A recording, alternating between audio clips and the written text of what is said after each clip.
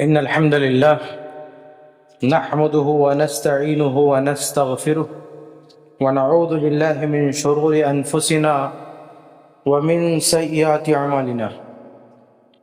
من يهده الله فلا مضل له ومن يضلله فلا هادي له، وأشهد أن لا إله إلا الله وحده لا شريك له، وأشهد أن محمدا عبده ورسوله.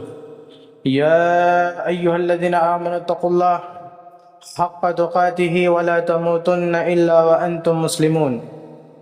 يا أيها الناس اتقوا ربكم الذي خلقكم من نفس واحدة وخلق منها زوجها وبث منهما رجالا كثيرا ونساء، واتقوا الله الذي تساءلون به والأرحام إن الله كان عليكم رقيبا. يا أيها الذين آمنوا اتقوا الله وقولوا قولا سديدا يصلح لكم أعمالكم ويغفر لكم ذنوبكم، ومن يطع الله ورسوله فقد فاز فوزا عظيما. أما بعد، فإن أصدق الحديث كتاب الله، وأحسن الهدي هدي محمد صلى الله عليه وسلم، وشر الأمور محدثاتها، وكل محدثة بدعة، وكل بدعة ضلالة، وكل ضلالة في النار. محترم حاضرین، سامعین سامعات، آج کے اس خطبے میں انشاءاللہ مسجد کی اہمیت، اس کی تعمیر و ترقی کی ضرورت سے متعلق کچھ باتیں آپ حضرات کے سامنے رکھنی ہیں. مسجد کی اہمیت کے تعلق سے سب سے پہلے بات تو یہ ذہن میں رکھیں کہ اللہ رب العالمین نے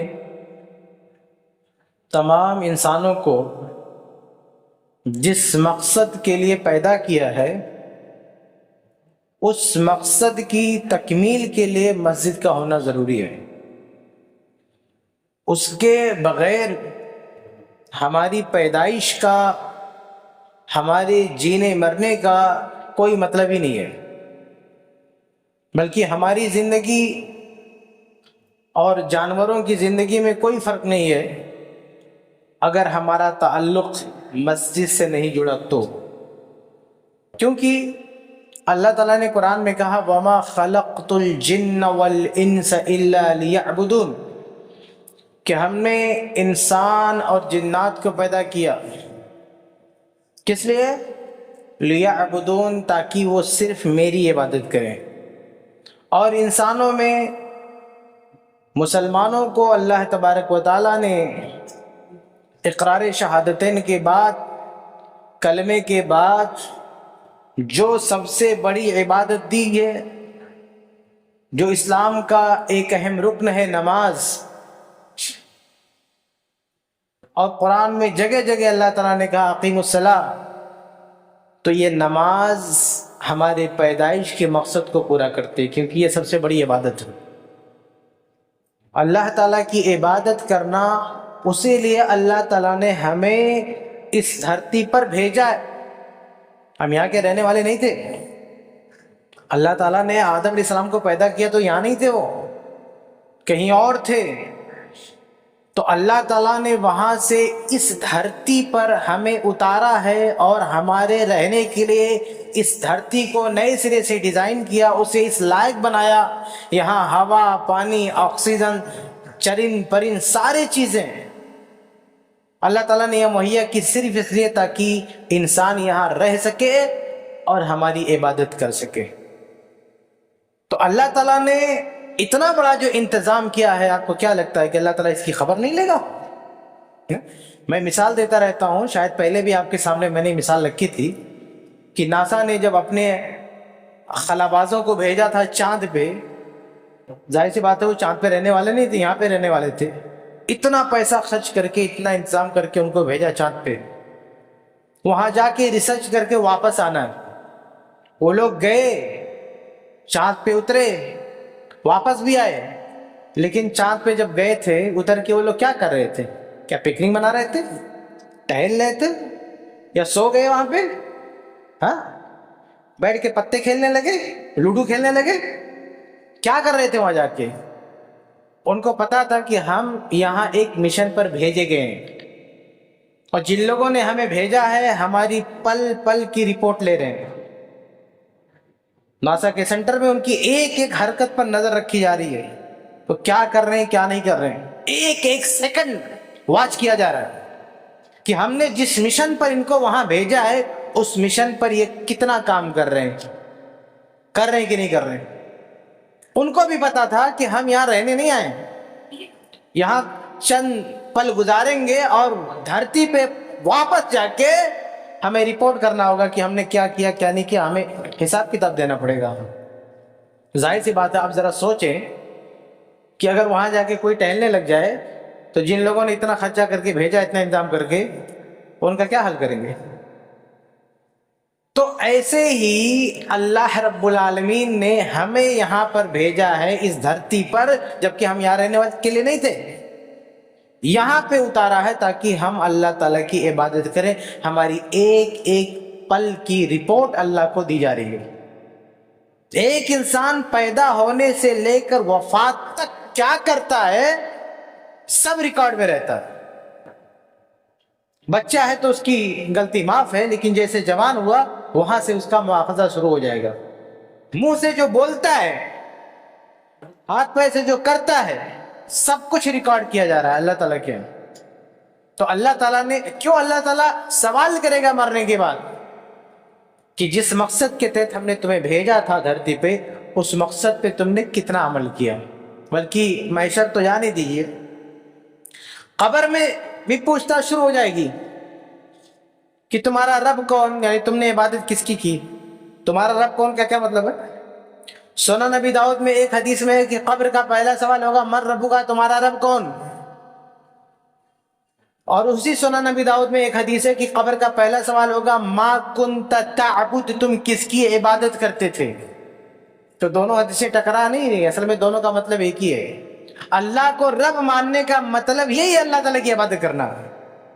اس لیے دو حدیث میں دو طرح کی بات بظاہر دکھ رہی ہے، ایک حدیث میں قبر کا پہلا سوال تمہارا رب کون، اور دوسری حدیث میں ہے قبر کا پہلا سوال ما کنت تعبد، تم عبادت کسی کرتے تھے۔ مطلب دونوں کا مطلب ایک ہے۔ جب پوچھا جاتا تمہارا رب کون ہے تو اس کا مطلب یہی ہے کہ اللہ تعالیٰ کو رب ماننا، تو اللہ تعالیٰ کی عبادت کرنی ہے۔ اس کے علاوہ محشر میں جب اللہ تعالیٰ سوال جواب کرے گا، سنن ترمذی کے بعد، تو وہاں بھی سوال کیا ہوگا ماذا عن عمرہ فیما افنی، یہ جو زندگی دی گئی تھی، ٹائم دیا گیا تھا، اس کو کہاں لگایا؟ یہ جو لائف دی گئی تھی، ٹائم، اس کو کہاں لگایا؟ اور فیما عملا، ماذا عملا فیما علما، اور جتنا دین کے بارے میں پتا چلا اس پہ کتنا عمل کیا۔ خلاصہ یہ ہے کہ اللہ تعالیٰ کی عبادت اسی لیے ہمیں پیدا کیا گیا ہے۔ اگر ہماری زندگی میں اللہ کی عبادت نہیں ہے تو ہمارے جینے کا کوئی مطلب نہیں ہے، ہماری زندگی کا کوئی مطلب نہیں ہے۔ ہماری زندگی جانور کی طرح، جانور پیدا ہوتا ہے، کھا پی کے مر جاتا ہے، اس کی لائف کا کوئی گول ہے، کوئی مقصد ہے؟ کتنی صدیاں گزر گئی، جانور آباد ہوا اس دھرتی پر، آباد ہونے کے بعد جانور نے آج تک کوئی مشن کمپلیٹ کیا، اس نے کچھ کیا، اس نے کسی بھی جانور نے؟ بھائی ان کی زندگی کا کوئی مقصد ہی نہیں ہے۔ لیکن انسان کی زندگی کا ایک مقصد ہے۔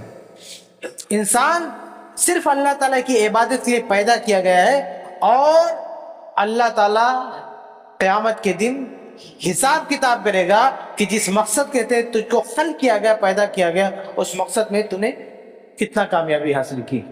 اگر ہم کامیاب ہوئے تو جنت ملے گی، ناکام ہوئے تو جہنم ملے گی۔ تو اس کامیابی کے لیے، اللہ تعالیٰ کی عبادت کے لیے، اپنی زندگی کو مقصد بنانے کے لیے سب سے اہم چیز اگر کچھ ہے تو کیا ہے؟ وہ مسجد ہے، وہ اللہ کا گھر ہے۔ قیامت میں جب جہنم میں جائیں گے تو جنتی لوگ ان سے پوچھیں گے کیا کہیں گے؟ ما سلککم فی سقر، ارے تم لوگ جہنم میں کیوں گئے؟ کس چیز نے تمہیں جہنم میں ڈالا؟ تو جہنمی کیا جواب دیں گے؟ لم نکن من المصلین، ہم جہنم میں اس لیے ہیں کیونکہ ہم نماز نہیں پڑھتے تھے. ہاں؟ کیونکہ ہم نماز نہیں پڑھتے تھے. یہ سوال سب سے ہوگا. کس سے؟ چاہے وہ مسلمان ہو جہنم میں چلا گیا ہو بے نمازی ہونے کی وجہ سے، یا کافر ہو اسلام نہیں لایا نماز نہیں پڑھ پایا، سارے جہنمی جواب کیا دیں گے؟ لم نکن من المصلین، ہم نے نماز نہیں پڑھی. ان کا جرم صرف اتنا نہیں تھا کہ نماز نہیں پڑھی، اور بھی پاپ کیا ہوگا نا، اور بھی گناہ کیے ہوں گے. جو کفار ہیں مسلمان نہیں ہیں وہ صرف نماز نہیں پڑھتے، بہت زیادہ جرائم کرتے، لیکن یہ سب سے بڑا جرم ہوگا اس لیے اسی کو بتائیں گے. ہاں، اس لیے جہنم میں جانے کی سب سے بڑی وجہ یہی ہوگی. بلکہ محشر میں میرے بھائیوں اللہ کے پاس جب سب کھڑے ہوں گے تو ہمارے حساب و کتاب کی شروعات دیکھیے قبر میں. میں نے آپ کو بتایا قبر میں پہلا سوال کیا ہوگا؟ عبادت کے بارے میں، کہ دھرتی پر جب تک سانس چل رہی تھی عبادت کس کی کیا. اور اس کے بعد جب قیامت آئے گی قبر سے نکل کے کھڑا ہوگا مردہ اللہ کے پاس جب حاضر ہوگا، وہاں بھی سب سے پہلا سوال عبادت کے بارے میں. اور وہ عبادت کون سی؟ نماز کے بارے میں. ترمذی کی روایت ہے کہ سب سے پہلے قیامت کے دن نماز کے بارے میں سوال ہوگا. اگر نماز صحیح ہے تو آگے کے سارے مراحل آسان ہیں، آگے اور بھی ٹیسٹ ہوگا، آگے اور حساب و کتاب ہوگا، لیکن شروعات یہاں سے. اگر نماز میں حساب کتاب میں برابر رہا تو آگے کے مرحلے آسان، ورنہ اور کٹھن ہے. تو آپ سوچیں کہ زندگی میں بھی نماز کی ضرورت ہے، قبر میں بھی نماز کام آئے گی، اور محشر میں اللہ کے حاضر ہوں گے تو وہاں بھی نماز سے شروعات ہوگی. اور یہ نماز کی برکت، نماز کی عبادت تبھی ہمیں حاصل ہو سکتی ہے جب ہم مساجد کی اہمیت کو سمجھیں، مساجد کا سیٹ اپ بنائیں. ہمارے ہر محلے میں اس طرح کی مسجد ہو جہاں ہم 5 وقت کی نماز ادا کر سکیں. یہ ہماری زندگی کا سب سے اہم حصہ ہے. ہمارے لیے چاہے کچھ بنے یا نہ بنے، ہمارا خود کا گھر بنے یا نہ بنے، لیکن یہ اللہ کا گھر بننا چاہیے. آپ دیکھیں کہ مکہ سے مسلمان جب ہجرت کر کے مدینہ گئے، مدینہ آنے کے بعد ان کے پاس نہ رہنے کے لیے گھر ہے، نہ پہننے کے لیے ڈھنگ کے کپڑے ہیں، نہ کھانے پینے کا انتظام ہے. خالی ہاتھ بے سر و سامان مدینہ پہنچ گئے، ان کے پاس کچھ نہیں. لیکن سب سے پہلے کس چیز کا انتظام کیا ان لوگوں نے؟ کھانے پینے کا، مکان کا، کاروبار کا. سب سے پہلا کام مدینہ کے مسلمانوں نے جو کیا وہ مسجد کی تعمیر ہے. سب سے پہلے اللہ کا گھر بنایا، سب سے پہلے مسجد بنائی، کیونکہ اس کے بغیر تو ہماری زندگی کا کوئی مطلب ہی نہیں ہے. تو صحابہ کرام جو خالی ہاتھ آئے تھے، سب سے پہلے کیا بنی؟ مسجد بنی. آج بھی بامبے شہر میں ہم سب پتہ نہیں کہاں کہاں سے آئے ہیں، یو پی سے، بہار سے، پتہ نہیں کہاں کہاں سے آئے ہیں. ہم سب کے ساتھ پرابلم ہے، پریشانیاں ہیں اپنی جگہ پہ، لیکن ہم سب کی ذمہ داری کیا بنتی کہ پہلے ہم اللہ کی عبادت کا، مسجد کا سیٹ اپ ہونا چاہیے، پہلے مسجد کا انتظام ہونا چاہیے. ہم کہیں بھی جا کے رہیں میرے بھائی، اگر آپ کے علاقے میں مسجد ہے، یہ اللہ تعالیٰ کی بہت بڑی نعمت ہے، بہت بڑی نعمت ہے. اور ہر فرد کی یہ ذمہ داری بنتی ہے کہ اس مسجد کی تعمیر میں، اس کی ترقی میں حصہ لے، تاکہ اس کی عبادت کا سیٹ اپ برقرار رہے، تاکہ اس کی عبادت میں لذت ہو، عبادت میں مزہ ہو. کیونکہ وہ اس کے ایریے کی مسجد ہے. آدمی اپنے گھر میں رہتا نا تو اپنے گھر کو عالی شان بنانے کی کوشش کرتا ہے، بہتر سے بہتر بنانے کی کوشش کرتا ہے. اچھا فلیٹ ہو، اس کی ٹائل اچھی ہو، اے سی ہو، ہر چیز لگاتا ہے. کیوں؟ یہاں رہنا ہے. ارے بھائی مسجد میں عبادت کرنا ہے، اسی لیے تو پیدا ہوئی ہے. اس لیے مسجد کو بھی بہتر سے بہتر بنانے کی فکر کرنی چاہیے ہر شخص کو، کہ ہم جس جگہ رہتے ہیں ہماری مسجد کشادہ ہو، وسیع ہو، اور اس کے لیے ہر آدمی کو حصہ لینا چاہیے. اس چیز کو کبھی فراموش نہیں کرنا چاہیے. تو مدینہ کے لوگوں نے مسجد تعمیر کی اور اس کا حصہ لیا. میرے بھائیوں جو پیسے نہیں دے سکتے تھے ان صحابہ میں کتنے صحابہ تھے جنہوں نے مسجد کی تعمیر کے لیے اینٹیں اٹھائی. صحیح بخاری کی روایت ہے نا, عمار بن یاسر رضی اللہ تعالیٰ عنہ, لوگ ایک ایک اینٹ لا رہے تھے, یہ دو دو اینٹ لاد کے لا رہے تھے. آپ سوچیں, دو دو اینٹ. آج مسجد تعمیر ہوتی ہے تو لوگ اینٹیں نہیں اٹھاتے ہیں, لوگ تعمیر نہیں کرتے, اس کے لیے جو ہے ہائر کیے جاتے ہیں لوگ, مستری, انجینئر, یہ لوگ آگے بناتے ہیں. تو اگر عمار بن یاسر رضی اللہ عنہ کی جو سنت ہے نا, دو دو اینٹیں اٹھا کے لائے تھے, آج اگر آپ کو یہ سنت ادا کرنی ہے, اور اللہ کے نبی صلی اللہ علیہ وسلم نے جو ان کو دیکھا تھا عمار بن یاسر کو, تو اسی وقت اللہ کے نبی صلی اللہ علیہ وسلم نے کہا تھا کہ ایک وقت آئے گا فتنے کا. صحیح بخاری کی میں دو جگہ روایت ہے, ایک روایت میں فتنے کی طرف اشارہ کہ ایک وقت آئے گا کہ تقتلک الفیۃ الباغیہ, عمار تمہیں باغی گروہ قتل کرے گا. باغی گروہ سے مراد معاویہ رضی اللہ عنہ کا گروہ نہیں ہے, اس پر میری پوری ویڈیو موجود ہے یوٹیوب پہ, آپ دیکھ سکتے ہیں. یہ عثمان بن عفان رضی اللہ عنہ کو قتل کرنے والا گروہ مراد ہے, پوری ڈیٹیل آپ جا کے میری ویڈیو میں دیکھ سکتے ہیں. تو عمار بن یاسر رضی اللہ عنہ کی جنتی ہونے کی طرف اشارہ کیا ہے. ان کا یہ شوق دیکھ کر, ان کا یہ ذوق دیکھ کر کہ مسجد کی تعمیر میں کس طرح سے حصہ لے رہے ہیں. آج ہمارے یہاں بہت سارے نوجوان ہیں, ہاں, وہ حدیث عمار کے نام سے پورا آتنک مچا کے رکھے ہیں, صحابہ کرام کو گالیاں دیتے ہیں, برا بھلا کہتے ہیں. واقعی اگر عمار رضی اللہ تعالیٰ سے محبت ہے, اس حدیث میں صرف یہ ہے کہ باقی گروہ ان کو مارے گا, اس حدیث میں تو یہ بھی ہے نا کہ انہوں نے مسجد کی تعمیر کے لیے اینٹیں اٹھائی. اگر تمہیں واقعی عمار سے محبت ہے رضی اللہ تعالیٰ عنہ, عمار رضی اللہ تعالیٰ سے تم سے تمہاری کوئی نسبت ہے, تم نے کتنی اینٹیں اٹھائی بتاؤ. میں ان نوجوانوں سے پوچھنا چاہتا ہوں, جو نوجوان حدیث عمار کا نام لے لے کر ہر گلی کوچے میں بحث کرتے ہیں, ان میں سے کتنے نوجوان ایسے ہیں جس نے عمار رضی اللہ تعالیٰ عنہ کی سنت پر عمل کیا کہ عمار ایک نہیں, لوگ ایک ایک اٹھاتے تھے, اینٹ اٹھاتے تھے, یہ دو دو اینٹ اٹھاتے تھے, مسجد کی تعمیر کرتے تھے. یہ جو اصل ان کا عمل ہے جس کی بشارت نبی دے رہے ہیں, اس اصل عمل پر تم نے کتنا دھیان دیا. تم تو چلے گئے فتنے کی طرف, کہ آپس کی لڑائی کی طرف, لیکن یہ نہیں دیکھا کہ عمار رضی اللہ عنہ جو اس وقت کر رہے تھے نبی کے ساتھ, وہ کیا کر رہے تھے. مسجد کی تعمیر کر رہے تھے, مسجد کے لیے اینٹیں اٹھا رہے تھے, اور اتنا شوق کہ سب ایک اٹھا رہے, میں دو اٹھاؤں گا. آپ سوچیں یہ جذبہ ہے نوجوانوں کے اندر. چلو ہو سکتا ہے کوئی کہے کہ بھائی آج زمانہ بدل گیا, آج گھر بنتے ہیں یا مسجد بنتی ہے تو اینٹ کوئی نہیں اٹھاتا, اینٹ کوئی نہیں اٹھاتا, لیکن اینٹ اٹھانے کا انداز بدل گیا میرے بھائی. اب کچھ خاص لوگ ہوتے ہیں مزدور وہ اینٹیں اٹھاتے ہیں, لیکن مزدور فری میں تو نہیں اٹھاتا نا, پیسے دینا پڑتا نا. تو اگر تم ان مزدوروں کو پیسے دے دو, مسجد کی تعمیر کا انتظام کرو, تو گویا تم اینٹیں اٹھا رہے ہو, گویا کہ وہ کام جو عمار رضی اللہ تعالیٰ نے کیا تھا وہ کام تم کر رہے ہو. میرے بھائیو, آج صحابہ کرام کے اصل جذبے کو اپنانے کی ضرورت ہے کہ مسجد کی تعمیر میں اینٹیں اٹھاتے تھے, آگے بڑھتے تھے, لگے رہتے تھے, مٹی میں پورا لپٹ رہتے تھے. یہ اصل ان کا عمل ہے جس کو کاپی کرنا چاہیے. لیکن ہمارا نوجوان اور ہمارے بہت سارے لوگ دن رات بحث کریں گے حدیث عمار پر, لیکن اس کو دھیان نہیں دیں گے کہ وہ کر کیا رہے تھے. وہ مسجد کی تعمیر کر رہے تھے, اینٹیں اٹھا رہے تھے. آج تم بھی اینٹیں اٹھاؤ. اینٹیں اٹھانے کا مطلب کیا ہے کہ مستری بن جاؤ؟ نہیں, یہ تو تمہیں نہیں آتا. اس کا طریقہ ہے کہ آپ وہ پیسے دو, آپ مسجد کی تعمیر میں حصہ لو, مالی اعتبار سے حصہ لو. اور اللہ کے نبی صلی اللہ علیہ وسلم کے زمانے میں مالی اعتبار سے بھی حصہ لینے کا آپشن تھا, اور لے بھی رہے تھے لوگ. لیکن آپ ان کا دیکھیے, عثمان بن عفان رضی اللہ تعالیٰ عنہ کو اللہ نے نوازا تھا.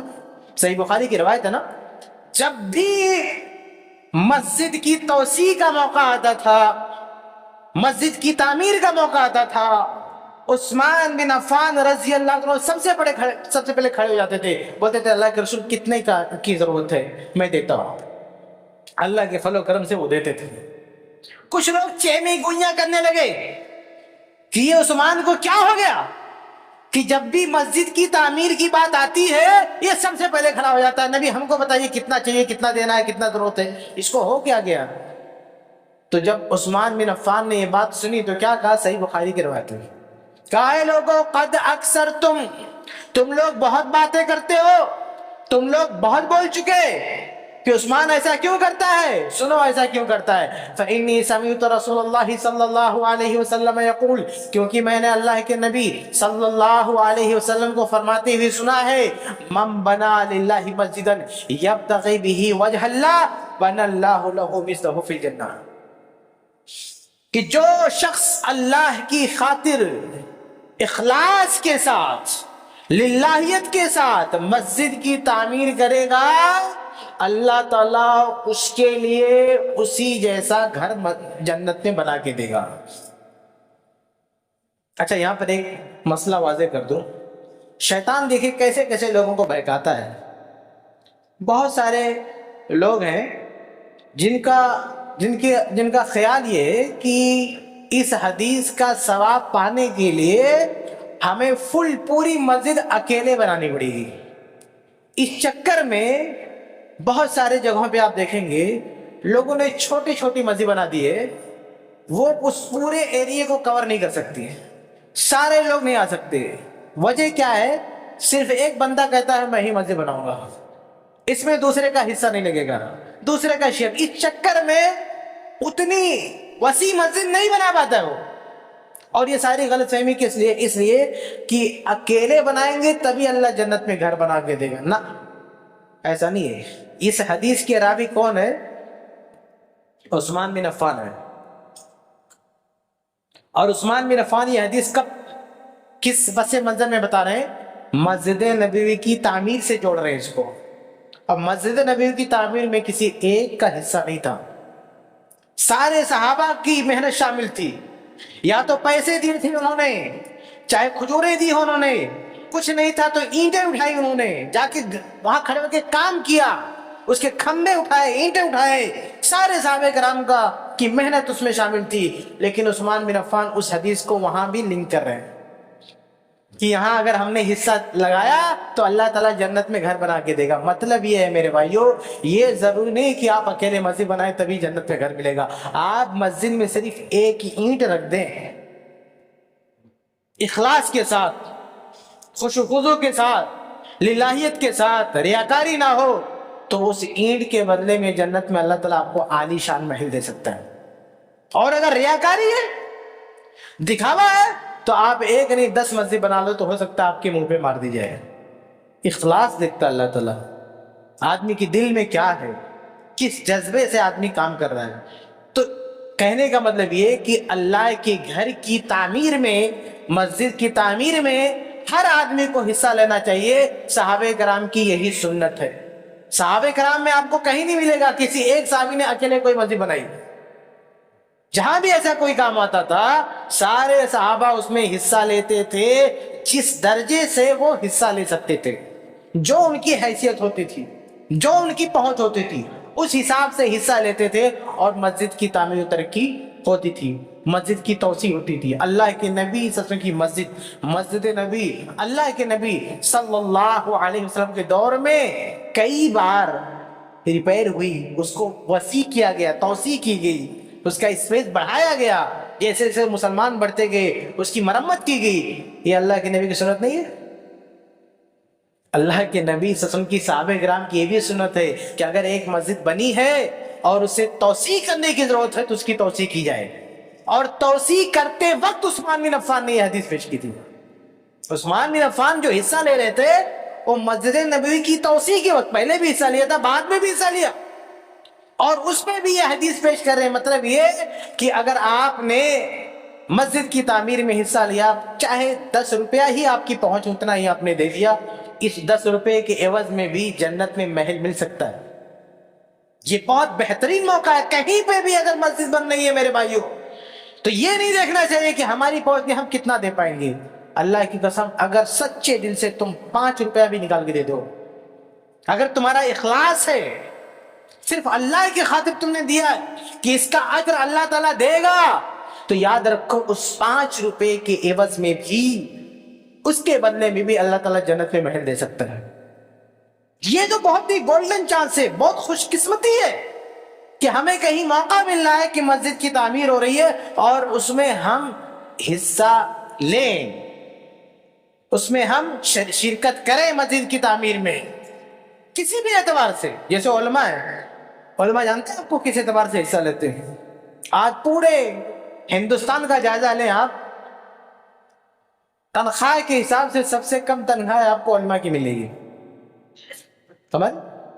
ایک روڈ پہ پانی پوری بیچنے والا بھی شاید مہینے کا 60-70 یا لاکھوں نکال لے, اور ایک عالم بیچارہ 20,000 میں پڑھا رہتا ہے مسجد میں. کیوں پڑھا رہتا ہے؟ پاگل ہے وہ, بیوقوف ہے, اس کے پاس دماغ نہیں ہے.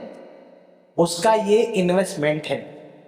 اگر وہ صرف 20,000 پہ قناعت کر رہا ہے, پڑھا ہوا ہے, تو اس امید پر کہ جو لاس ہو رہا ہے ہمارا, اس کا عوض اللہ تعالیٰ دے گا. اگر اسے 40,000 ملنا چاہیے, صرف 20 لے رہا ہے, تو 20 اس کی طرف سے مسجد میں جا رہا ہے. سمجھ رہے؟ یہ اس کا حصہ ہے. کوئی یہ نہ سمجھے کہ عالم لوگ صرف اپیل کرتے ہیں مسجد کی. جتنا یہ لوگ دیتے ہیں مسجد میں, مسجد کے لیے جتنی قربانیاں علماء دیتے ہیں, اتنا قربانی کوئی نہیں دیتا. سمجھ رہے؟ قربانی دینا اس کو نہیں کہتے ہیں کہ آپ کے پاس 1 ارب روپے آئے تو آپ نے 1 کروڑ دے دیا. پرسنٹیج دیکھا جاتا ہے کہ انکم کے حساب سے کتنا پرسنٹ آپ نے دیا. آپ کے پاس جو ہے 100 کروڑ ہے, 50 کروڑ دے دو مسجد میں, تب کہنا کہ آپ کسی عالم کے برابر ہو گئے. کیونکہ عالم کے پاس اگر 40,000 اس کی محنت بنتی ہے, 20 چھوڑ دیتا, کہتا 20 ہی میں رہوں گا, 50% وہ اللہ کے لیے قربان کر رہا ہے. کتنا؟ 50%. اب عالم کا مقابلہ کرنا ہے تو تمہارے پاس 100 کروڑ کا ٹرن اوور ہے, 50 کروڑ مسجد میں دو, پھر بولو اس مولوی کتنا ہم بھی اللہ کے لیے قربان کرتے ہیں. سمجھے؟ ہاں, ان کو حقیر نہیں جاننا کبھی. اس روایت ہے نا ابن حبان کی, اللہ کے نبی صلی اللہ علیہ وسلم نے کہا کہ انظر, اے ابو ذر آپ دیکھیں مسجد میں, مسجد ہی میں کہا کہ اسی مسجد میں ذرا نظر اٹھا کے دیکھو, ارفع رجلا فی عینیک, تمہاری نظر میں سب سے بڑا آدمی کون ہے, ذرا دیکھ کے بتاؤ. ابو ذر رضی اللہ عنہ کہتے ہیں کہ فنظرت فاذا رجل جالس یحدث قوما, اور روایت میں بھی کہ اچھے کپڑے پہنا ہوا تھا اور ایک جگہ بیٹھ کے کچھ لوگوں کو گھیر کے بات کر رہا ہوا تھا. مسجد میں ایک بندہ بیٹھا ہوا تھا جو جس کو 2-3 لوگ گھیرے ہوئے تھے, اور وہ گولا بنا کے ٹولا بنا کے بات کر رہا تھا.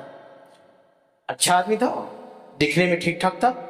ابو ذر رضی اللہ تعالیٰ عنہ نے کہا کہ اللہ کے رسول یہ سب سے بڑا آدمی دکھ رہا ہے مسجد میں. اللہ کے رسول صلی اللہ علیہ وسلم نے کہا کہ اچھا انظر اوضع رجل فی عینیک, دوبارہ دیکھ کے بتاؤ کہ تمہاری نظر میں سب سے چھوٹا آدمی کون لگ رہا ہے اس مسجد میں. کہتے میں نے دوبارہ دیکھا فاذا عویج مسکین فی ثوب لہ خلق, میں نے دوبارہ مسجد میں دیکھا تو دیکھا کہ مسجد کے ایک کونے میں ایک مسکین آدمی پڑا ہوا ہے, اکیلا پرانے کپڑوں میں ہے, اسے پوچھنے والا کوئی نہیں ہے, اس کے ساتھ بیٹھ کے کوئی بات بھی نہیں کر رہا ہے.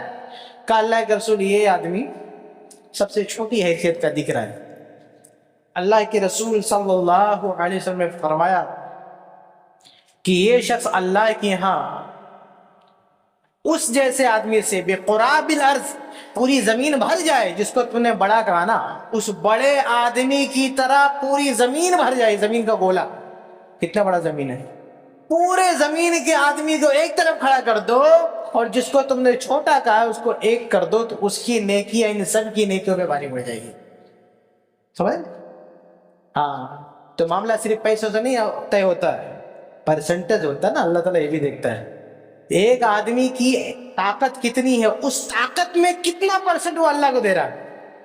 ایک آدمی کی طاقت زیادہ ہے تو وہ 100 روپے ارب پتی کوئی ہے اور 100 روپیہ مسجد میں دیتا ہے, اور کوئی بیچارہ مولوی 50 روپیہ دیتا ہے, تو وہ یہ کہے کہ میں نے اس سے زیادہ دے دیا. اس سے زیادہ نہیں دیا ہے, اس سے کم دیا ہے. ایک غریب آدمی مسجد میں 1000 روپیہ دے رہا ہے, اور ایک امیر آدمی بھی مسجد میں 1000 روپیہ دے رہا ہے. یہ برابر نہیں ہے. یہ 1000 نہیں 2000 دے رہا ہے, مالدار آدمی 2000 دے رہا ہے, تو یہ 2000 اس سے زیادہ نہیں ہے, اس سے کم ہے, اس سے کم ہے. کیونکہ اس کی کیپیسٹی کتنا ہے, اس کی استطاعت کتنی ہے. اور اس بندے کی استطاعت کتنی ہے، استطاعت کے حساب سے کیلکولیشن ہوتا نا. ابھی زکوٰۃ کا مسئلہ دیکھ لیجیے. زکوٰۃ سب پہ فرض ہے. ایک آدمی کی زکوٰۃ نکلی کروڑ اور ایک آدمی کی زکوٰۃ نکلی لاکھ روپے. کروڑ نکال کے دے دے گا بندہ، لاکھ نکال کے دے دیتا.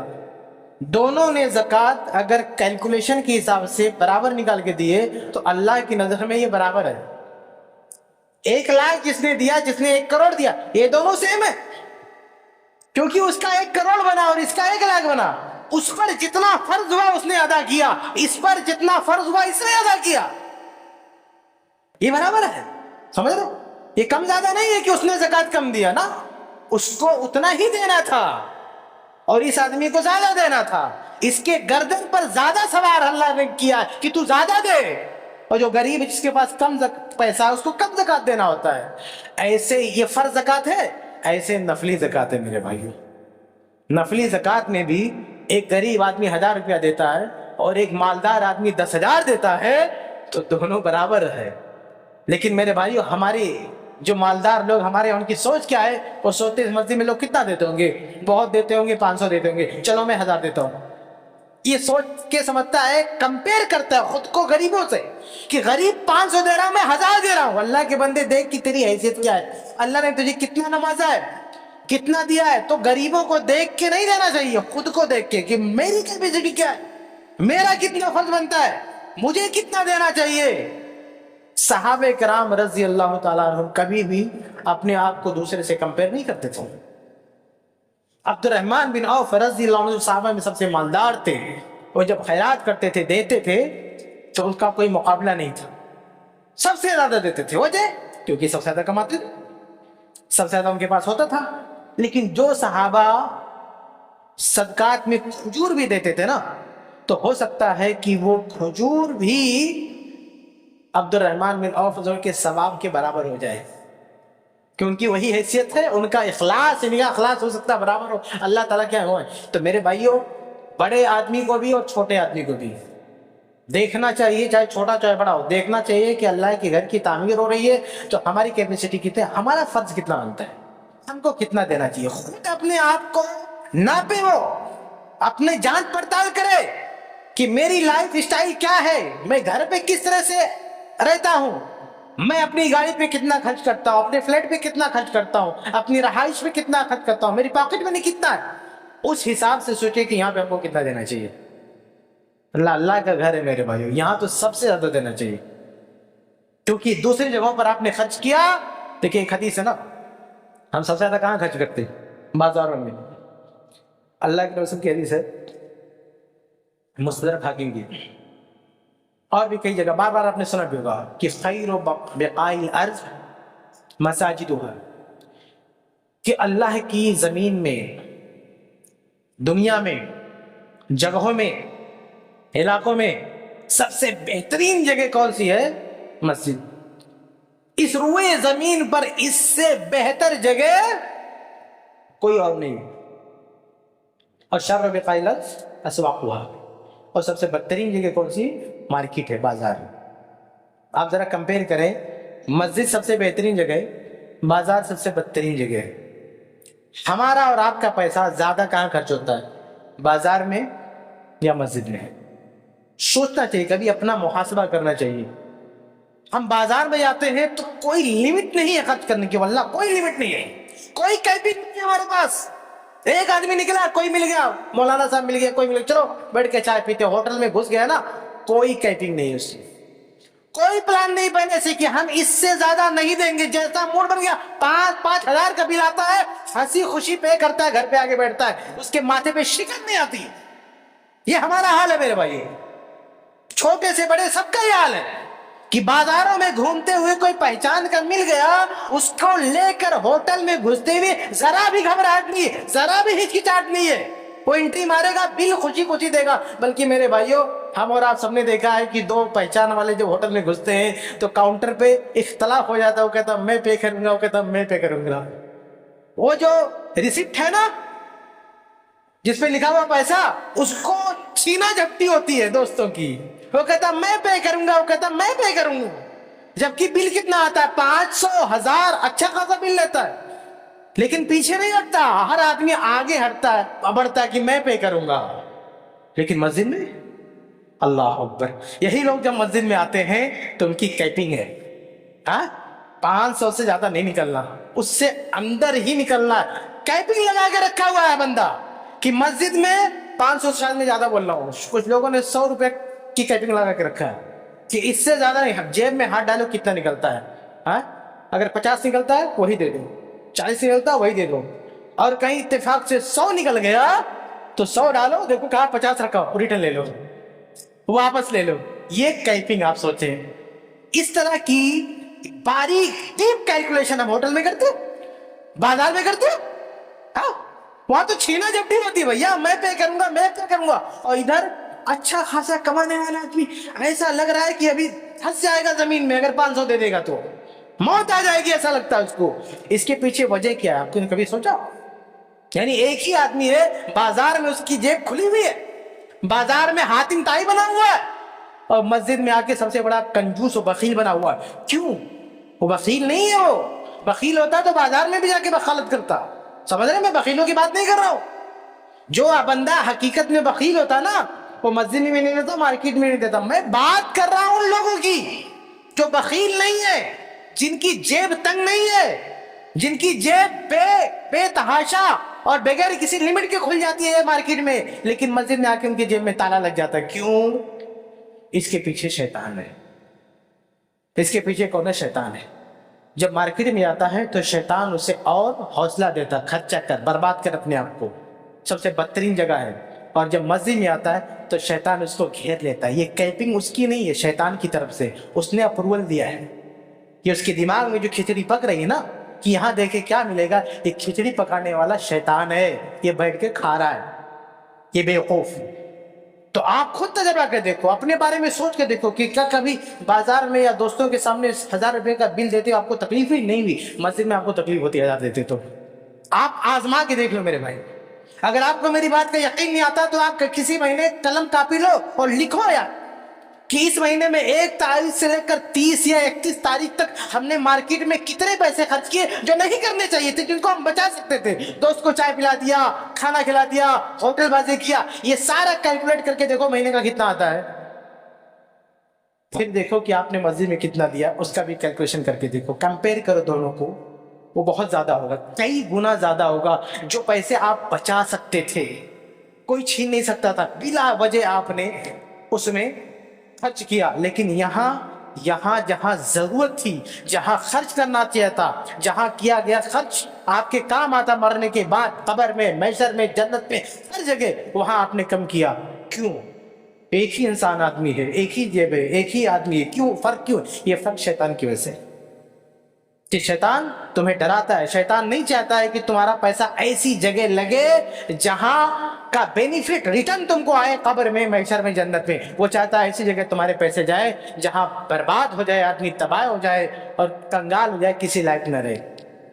تو میرے بھائیو، آج ہمارے سماج میں، مسلم سماج میں، مسلمانوں میں ایسا نہیں کہ لوگ بخیل ہیں جو خرچ نہیں کرتے۔ اللہ نے بہت نوازا ہے، بہت دیا ہے، اور خرچ کرنے کا حوصلہ بھی ہے، لیکن مسجد میں خرچ کرنے کا حوصلہ نہیں۔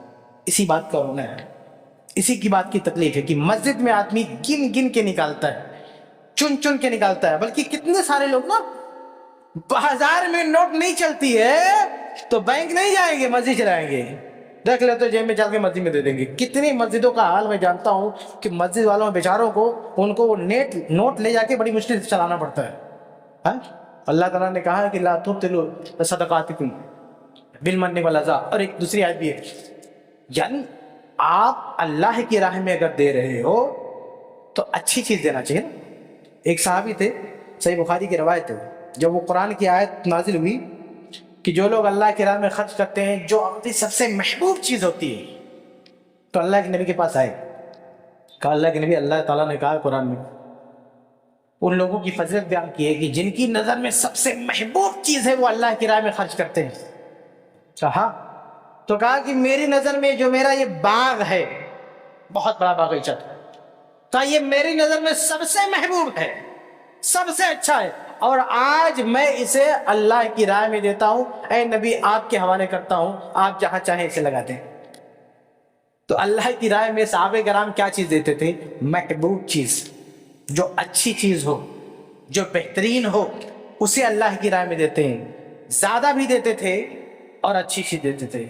آپ صحابہ کرام کے بارے میں اندازہ نہیں کر سکتے۔ ہم لوگ بار بار جو ہمارا دعویٰ ہوتا نا کہ ہم سلف کے منہج پر ہیں، سلف کے طریقوں کو اپنانے ہیں، صحابہ کرام کے طریقوں کو اپنانے والے ہیں، صحابہ کرام جیسی خیرات اور ان جیسا انفاق اور جس طرح سے اللہ کی راہ میں دیتے تھے میرے بھائیوں، آج کوئی مثال نہیں ملتی ہے۔ میں ہمیشہ کہوں گا کہ آپ پیسے کن کے مت کمپیئر کرنا، آپ حیثیت دیکھنا کہ وہ جس کنڈیشن میں تھے اس کنڈیشن میں انہوں نے کتنا دیا۔ سوچو ہماری ویسی حالت ہے تو ہم کتنا دے سکیں گے؟ یاد ہے لاک ڈاؤن کا زمانہ؟ لاک ڈاؤن جیسی حالت تھی نا ہماری، وہ حالت صحابہ کرام کے ساتھ کئی زمانے تک تھی، لیکن اس حالت میں بھی صحابہ کرام خرچ کرتے تھے۔ اور لاک ڈاؤن میں کیا حال ہو گیا تھا لوگوں کا، یعنی جو پریشان تھے وہ خرچ کرنے کا تو سوچ بھی نہیں سکتے تھے۔ بہرحال کہنے کا مطلب یہ کہ ہماری زندگی کا سب سے اہم مقصد اللہ تعالیٰ کی عبادت ہے۔ اس عبادت کے لیے مسجد بہت ضروری ہے۔ اس کا فائدہ دنیا میں بھی، آخرت میں بھی اور محشر میں بھی۔ محشر کے تعلق سے ایک حدیث آپ نے بار بار سنی ہوگی، وقت ہو گیا، کئی باتیں اور چیزیں میں لیکن وہ چھوٹ گئی۔ ایک اور حدیث سنا دیتا ہوں، بار بار آپ نے سنی ہے لیکن مناسبت سے اس کو پھر سے سننا چاہیے، یاد کرنا چاہیے کہ اللہ تعالیٰ قیامت کے دن 7 قسم کے لوگ ایسے ہوں گے جنہیں اپنے سائے میں یعنی عرش کے سائے میں جگہ دے گا۔ یوم لا ظل الا ظلہ، جس دن دھوپ ہوگی آدمی پسینوں میں شرابور ہوگا، اتنی سخت دھوپ ہوگی سایہ نصیب نہیں ہوگا۔ آج ہم اے سی میں رہتے نا، دھوپ تو جانے دیجیے، چھاؤں ہے، چھت ہے، اس چھت کے اندر بھی بغیر اے سی کے ہم نہیں رہتے۔ ایک زمانہ تک چند ہی لوگ اے سی لگایا، تو گھر تو جھوپڑے میں بھی 10 بائی 10 کے جھوپڑے میں اے سی لگی ہے، جا کے دیکھ لو۔ بغیر اے سی کے بہت آج مطلب عام سی بات ہوگی، اے سی کوئی خاص بات نہیں۔ تو ہماری حالت یہ ہے کہ ہم بغیر اے سی کے نہیں رہنا چاہتے۔ محشر میں اے سی بہت دور کی بات ہے، تپش ہوگی سورج کی، لیکن کچھ لوگ ہوں گے جو اے سی میں ہوں گے، اس وقت بھی ایئر کنڈیشن جگہ ہوگی ان کے لیے، بہترین جگہ ہوگی، عرش الہی کا سایہ ہوگا۔ اس سائے میں، اس ایئر کنڈیشن ایریے میں جگہ کس کو ملے گی؟ جن لوگوں کو ملے گی انہیں میں سے ایک کیا ہے؟ صحیح بخاری کے الفاظ ہیں وَرَجُلٌ قَلْبُهُ مُعَلَّقٌ بِالْمَسَاجِدِ، کہ ایک ایسا آدمی بھی اس سائے میں جگہ پائے گا جس کا دل مسجد سے لگا ہو، جس کا دل مسجد سے لگا ہوا۔ تو مسجد سے دل لگا ہو ہر اعتبار سے، اس کو عبادت کرنا ہے مسجد یاد آتی ہے، نماز پڑھنا ہے مسجد یاد آتی ہے، اور انفاق کرنا ہے اللہ کی راہ میں خرچ کرنا ہے اس کے لیے بھی مسجد آتی ہے۔ اس لیے میرے بلکہ ایک اور حدیث سنا کہ میں آپ سے رخصت ہوتا ہوں، بڑی پیاری حدیث ہے کہ صحابہ کرام دیکھیے مسجد کے لیے کس طرح سے اپنی خدمات دیتے تھے۔ لوگ فری میں اذان دیتے تھے، لوگ فری میں امامت کرتے تھے۔ آپ کو پتہ ہے آج بہت سارے لوگ علماء سے امید رکھتے ہیں کیا کہ فری میں اذان دیں، فری میں امامت کریں۔ میرے بھائی اس وقت جو لوگ فری سروس دیتے تھے جانتے ہیں وجہ کیا ہوتی تھی؟ بہت سارے لوگ اس میں ایسے تھے جن کا کاروبار نہیں تھا، جو اس طرح کی استطاعت نہیں تھی، تو کہتے تھے کہ ہم اسی انداز میں مسجد کی خدمت کریں گے۔ آپ کہتے ہیں صحابہ کرام کے دور میں فری میں اذان دیتے تھے، فری میں مسجد کی اینٹیں بھی اٹھاتے تھے، کیوں نہیں اٹھاتے بھیا؟ بھائی اور لوگ مسجد بھی اینٹیں اٹھاتے تھے نا، جھاڑو بھی دیتے تھے مسجد میں فری میں، جھاڑو کیوں نہیں دیتے مسجد میں آ کے؟ صحیح بخاری کی حدیث سنانا چاہتا ہوں کہ ایک عورت تھی مسجد میں آ کے جھاڑو دے رہی تھی، اب اس کا شوق دیکھیے، ثواب کمانے کا لالچ کہ ہمارے پاس پیسہ نہیں ہے، بہت پیسے والے نہیں ہیں، بہت مسجد کی تعمیر میں بہت بڑا حصہ نہیں لے سکتے، تو کیا کرتے ہیں؟ چلو مسجد میں جھاڑو بھی دیتے ہیں۔ دیکھیے مسجد کی خدمت اور مسجد کی تعمیر کا یہ شوق کہ کوئی صحابی کہتے ہیں بلال رضی اللہ عنہ جو غلام تھے، کیا تھے وہ؟ غلام تھے، کوئی بزنس مین نہیں تھے، بڑے آدمی نہیں تھے، بلال رضی اللہ عنہ اذان دے رہے ہیں، عمار بن یاسر اینٹیں ڈھو رہے ہیں، اور ایک خاتون ہے وہ مسجد میں جھاڑو دے رہی ہے۔ یہ اصل میں مسجد کی تعمیر کا ایک پیکج کا ایک حصہ ہے۔ یہ سب لوگ مسجد کی تعمیر میں لگے ہوئے ہیں۔ مسجد کی تعمیر نماز پڑھنا بھی ہے، مسجد کی تعمیر اذان دینا بھی ہے، مسجد کی تعمیر مسجد کی صفائی بھی ہے، مسجد کی تعمیر مسجد کو بنانا بھی ہے۔ تو خاتون صحابیہ مسجد میں جھاڑو دے رہی ہیں، ان کا انتقال ہو گیا۔ صحابہ نے اس کو بہت ہلکے میں لیا. ایک عورت ہے مسجد میں جھاڑو دے رہی, انتقال ہو گیا, رات میں انتقال ہوتا, لے جا کے اس کو دفن کر دیا. اللہ کے نبی صلی اللہ علیہ وسلم مسجد میں آئے, 1-2 دن ہوا تو آپ نے نوٹس کیا کہ وہ عورت نظر نہیں آ رہی جو مسجد میں جھاڑو لگاتی تھی. اللہ کے رسول کا گھر مسجد سے لگا ہوا تھا, آپ نے نوٹس کیا 1-2 دن میں. صحابہ کرام سے پوچھا کہ وہ عورت کہاں گئی جو مسجد میں جھاڑو دے رہی تھی. بعض روایتوں میں آدمی کا بھی ذکر ہے کہ آدمی بھی تھا تو مسجد میں جھاڑو دے رہا تھا. تو صحابہ کرام نے کہا اللہ کے رسول اس کا انتقال ہو گیا اور رات میں انتقال ہوا تھا اور ہم نے آپ کو ڈسٹرب کرنا مناسب نہیں سمجھا, ہم نے لے جا کے دفن کر دیا. اللہ کے نبی نے کہا دلونی علی قبریہ. پہلے تو کہا ہلا کنتم اذنتم, تم لوگوں نے مجھے بتایا کیوں نہیں, کہا جب اس کا انتقال ہوا تو مجھے بتایا کیوں نہیں. آپ سوچو اللہ کے نبی صلی اللہ علیہ وسلم ایسے شخص کی جنازے میں شرکت کے لیے تڑپ رہے ہیں جس شخص کا رشتہ مسجد سے جڑا ہوا. تو اللہ اس کے رسول کی نظر میں کتنا پیارا ہے, جو مسجد کی تعمیر میں حصہ لے رہا ہے, چاہے اذان کے ذریعے, چاہے نماز کے ذریعے, چاہے جھاڑو دینے کے ذریعے, چاہے اینٹیں اٹھانے کے, جس نے بھی مسجد سے اپنا زیادہ لگاؤ پیدا کیا, اللہ کے نبی نے ہر ایک کو سراہا. چاہے وہ عمار بن یاسر ہو, چاہے وہ جھاڑو لگانے والی عورت ہو, چاہے بلال ہو. کون ہے صحابہ میں کون ہے جس نے ہماری مسجد میں سروس دی, مسجد میں کام کیا, چاہے اذان نکاح کچھ بھی, اور اللہ کے نبی نے اس کی اسپیشل فضیلت نہ بیان کی. کہا مجھے کیوں نہیں بتایا, بخاری کے الفاظ ہیں. تو صحابہ نے کہا کہ اس لیے نہیں بتایا کیونکہ رات تھی, آپ سو چکے تھے, ہم نے جگانا مناسب نہیں سمجھا. کہا اب بتاؤ, دلونی علی قبریہ, چلو مجھے اس کی قبر پہ لے چلو. صحابہ کرام اس عورت کی قبر پہ لے گئے. اللہ کے رسول نے وہاں کھڑے ہو کے اس کی نماز جنازہ پڑھی. اتنی عزت دی اللہ کے رسول نے خاتون کو, اس کی قبر کو ڈھونڈ کے تلاش کر کے جا کے وہاں پہ دعا دی, جنازہ پڑھا نہیں, دعا دی اس کے لیے. آپ سوچیں کہ کتنی خوش نصیب ہو, کتنی خوش نصیب صحابیہ کہ نبی ڈھونڈ کے اس کی قبر کو ڈھونڈ کے جا کے دعا کر رہے ہیں. آپ سوچیں صرف جھاڑو لگایا تھا, آج اللہ نے ہمیں حیثیت دی, اگر ہم پیسے لگائیں گے تو کیا ہمیں یہ خوش نصیبی نہیں مل سکتی؟ کیا اللہ کے نبی صلی اللہ علیہ وسلم کی دعا کا موقع چلا گیا؟ نہیں ہے. قیامت کے دن اللہ کے نبی دعا کریں گے, قیام ابھی دعا ملنے کا موقع باقی ہے. نبی نے اپنی زندگی میں بھی دعا کی ہے اور محشر میں بھی نبی دعا کریں گے. یاد رکھو, جو نبی اپنی زندگی میں مسجد والوں کو کی فضیلت بیان کرتے تھے, ان کی قبروں پہ جا کے نمازیں پڑھتے تھے, صلاۃ جنازہ پڑھتے تھے, وہ نبی یقیناً محشر میں بھی ایسے بندوں کو نہیں بھولیں گے. محشر میں بھی اللہ کے نبی صلی اللہ علیہ وسلم حوض کوثر میں بھی اللہ کے نبی صلی اللہ علیہ وسلم ایسے لوگوں کو حوض کوثر پلائیں گے, جنت میں اعلیٰ سے اعلیٰ مقام دلائیں گے, ان کے لیے سفارش کرائیں گے. اور اگر کسی اور گناہ کی وجہ سے جہنم میں جانے والے ہوں اور اس طرح کی نیکیاں ہوں تو اللہ کے نبی ان کو نکال کے جنت میں داخل کرائیں گے. یہ بہت بڑا آپشن ہمارے لیے. آج میرے بھائی ہماری عبادتیں بڑی کمزور ہیں, ہمارے نماز روزہ یہ سب بہت کمزور ہیں, لیکن یہ پلس پوائنٹ تو ہے نا کہ ہم اپنے اندر پیدا کر سکتے ہیں. اللہ نے فراوانی دی ہے, پیسے دیے, ہر آدمی کسی نہ کسی طرح سے انویسٹ کر سکتا ہے. اس لیے ہر شخص کی ذمہ داری میرے بھائیوں کہ جتنا ہو سکے اللہ کے گھر کی تعمیر میں حصہ لے, جس قدر حصہ لے کے. بس ایک بات اور کہہ کے رخصت کرتا ہوں, معافی چاہتا ہوں, کافی وقت ہو گیا, کہ اگر آپ اس زمانے کی جو مسجدیں ہیں اس زمانے کی طرح نہیں تھی کہ ون ٹائم بنا دیا لائف ٹائم چل رہی مسجد نہ.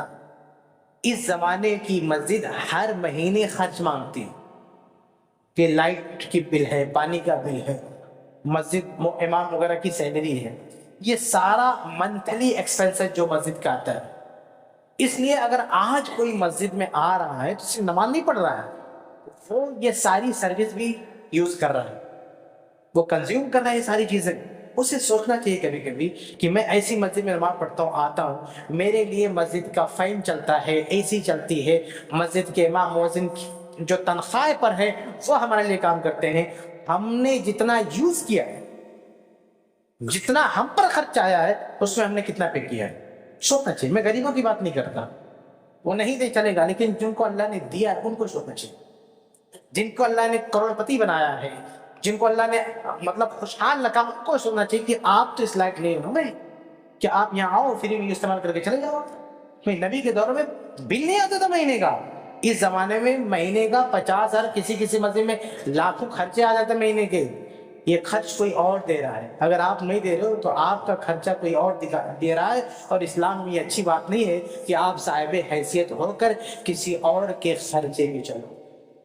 آپ کو دوسروں کا خرچ اٹھانا چاہیے، لیکن آپ صاحب حیثیت ہو اور آپ کا خرچہ کوئی اور اٹھائے، یہ آپ کی غیرت کے خلاف ہونا چاہیے. بہت سارے لوگ نا روڈ پہ چلتے ہیں تو کالم کھول کے ہم کسی کی نہیں کھاتے، مسجد میں آ کے نہیں کھاتے. مسجد کا فائل استعمال کیا، اسی استعمال کیا، امام مؤذن نے تم کو نماز پڑھایا، اس کی تنخواہ دی، یہ سب کون پے گئے؟ کسی اور نے پے کیا، تم نے بھی استعمال کیا، نہیں کھاتے گئے. اگر آپ مسجد میں بھی پے کرو، سب جگہ پے کرو، تب بولنا ہم کسی کے نہیں کھاتے. سمجھ رہے؟ تو کسی کی کھانا یہ اچھی بات نہیں ہے میرے بھائی. جہاں تک ہو سکے اللہ نے آپ کو صاحب حیثیت بنایا ہے تو اس حال میں اللہ کے پاس جاؤ کہ آپ کا ہاتھ اونچا رہے. ید المعطی العلیٰ، دینے والے کا ہاتھ اونچا رہتا ہے. اونچا ہاتھ لے کے جاؤ، نیچا ہاتھ لے کے مت جاؤ. یہ مسجد کی تعمیر کا مسئلہ ہے میرے بھائی. یہ جس مسجد میں ہم نماز پڑھ لیں، اس کی تعمیر شروع ہونے والی ہے، ایک منزلہ اور بڑھنے والا ہے. اس حوالے سے میں نے ساری باتیں آپ کے سامنے رکھی ہیں. میں یہاں پہ تو نہیں رہتا ہوں، یہ آپ کے ایریے کی مسجد ہے، آپ کے علاقے کی مسجد ہے. آپ سب کی ذمہ داری ہے کہ اس مسجد کی تعمیر و ترقی میں زیادہ حصہ لیں. آج اگر کچھ زیادہ ہو گیا ہے اس کو بھی آپ برداشت کر لیں کہ مسجد کی تعمیر کے تعلق سے میں نے کچھ زیادہ وقت لے لیا آپ کا، کیونکہ یہ مسجد آپ کے علاقے کی ہے، آپ کو نمازیں پڑھنی ہے، آپ کی عبادت ہے، اور آپ کا ثواب ہم کو نہیں ملے گا، آپ کا ثواب آپ ہی کو ملے گا. یہ وہ جگہ ہے جہاں 1 روپیہ آپ نے دیا تو اس کا بینیفٹ دوسرے کو نہیں ملے گا، آپ کو ملے گا. ٹوٹل آپ کے اکاؤنٹ میں جا رہا ہے، کسی اور کے لیے آپ نے خرچہ کر رہے ہیں. اس لیے میرے بھائیوں خرچہ کریں، اور خاص طور سے یہ سوچ کر بھی کہ آپ کا ہاتھ نیچے نہ ہونے پائے. وہ صحیح بخاری کے حدیث سے بچے لاسٹ حدیث بات. مصعب بن عمیر رضی اللہ عنہ انتقال کر گئے، ان کو کفن پہنانے لگے. جب سر ڈھکتے تھے تو پاؤں کھل جاتا تھا، پاؤں ڈھکتے تھے تو سر کھل جاتا تھا. اللہ کے نبی صلی اللہ علیہ وسلم نے کہا کہ ان کا سر ڈھک دو اور پاؤں کی جگہ پہ اذکر گھاس ڈال دو. چنانچہ پاؤں کو گھاس سے کور کر کے قبر میں دفن کر دیا گیا. کیا کبھی آپ نے سوچا کہ اس جنازے میں کیا کوئی اللہ کا بندہ نہیں تھا جو کفن خرید کے پورا کر سکتا تھا؟ جبکہ اس جنازے میں عبد الرحمن بن عوف جیسے مالدار جو ہزاروں دینار کیسے نبی کے قدموں میں ڈال دیتے تھے وہ موجود تھے. اس جنازے میں کون موجود تھے؟ عبد الرحمن بن عوف جو صحابہ کے سب سے مالدار موجود تھے. ابو بکر صدیق رضی اللہ تعالیٰ عنہ موجود تھے، عثمان بن عفان موجود تھے، عمر فاروق موجود تھے، خود اللہ کے رسول موجود تھے جو بہت بڑے سخی تھے. ان میں سے کسی نے کفن خرید کے پورا نہیں کیا. کیوں کبھی سوچا آپ نے؟ صرف اس لیے کہ اس انسان نے زندگی میں کسی کی خیرات نہیں کری. اس صحابی نے کبھی کسی کے سامنے ہاتھ نہیں پھیلایا ہے. آج یہ اللہ کے پاس جا رہا ہے تو اس آخری وقت میں ہم اس کا سر جھکنے نہیں دیں گے، اس کا ہاتھ نیچے نہیں ہونے دیں گے. اس کا جتنا کپڑا میں ہے، جتنا کپڑا اس کے پاس ہے، اس سے اس کا کام چل جائے گا، لیکن کسی کے سامنے اس کی سر نہ جھکے، اس کا ہاتھ نہ جھکے. شرافت کے ساتھ دیا ہے، خودداری کے ساتھ دیا ہے، سب کو کھلایا ہے، اسی حالت میں اللہ کے پاس جائے گا، ہم اس کا سر نہیں جھکنے دیں گے. اس لیے صحابہ کرام نے کفن پورا نہیں کیا، ورنہ کفن پورا کرنا کوئی بڑی بات نہیں تھی. ایک نہیں عبد الرحمن بن عوف ویسے 1000 لوگوں کو کفن دے سکتے تھے، لیکن وہ انسان ایسے تھے، خوددار تھے، کسی کی کھاتے نہیں تھے، ان کی یہ عادت نہیں تھی. اس عادت کا خیال رکھا صحابہ نے، اللہ کے رسول نے. آج ہم میں سے کوئی ایسا ہے جو اس بات کا بھی خیال رکھے کہ ہمارا ہاتھ ہر جگہ اونچا ہو نیچا نہ ہو؟ جتنے لوگ حیثیت ہونے کے باوجود، صاحب حیثیت ہونے کے باوجود مسجد میں آتے ہیں، پوری سر بھی استعمال کرتے، کچھ پے نہیں کرتے. سر ان کا نیچے، ہاتھ ان کا نیچے، ہاتھ اوپر اٹھاؤ، اونچے بنے ہو. میرے بھائیوں وہ موت کے وقت بھی ان کا سر نیچے نہیں ہونے دیا. موت لاش ہے، قبر میں دفن کیا جا رہا ہے، اس عالم میں بھی ان کا ہاتھ نیچے نہیں ہونے دیا گیا. آپ زندہ ہو اور آپ کا ہاتھ نیچے ہو رہا، آپ زندہ ہو بھی مردہ نہیں ہو. زندہ ہونے کے باوجود بھی اپنی مرضی سے آپ اپنا ہاتھ نیچے کرو، یہ آپ کو دیکھ نہیں دیتا. میرے بھائی اللہ نے حیثیت دی ہے تو خوب دل کھول کے خرچہ کرو. اللہ تعالیٰ آپ سب کو اس کی توفیق دے. آمین.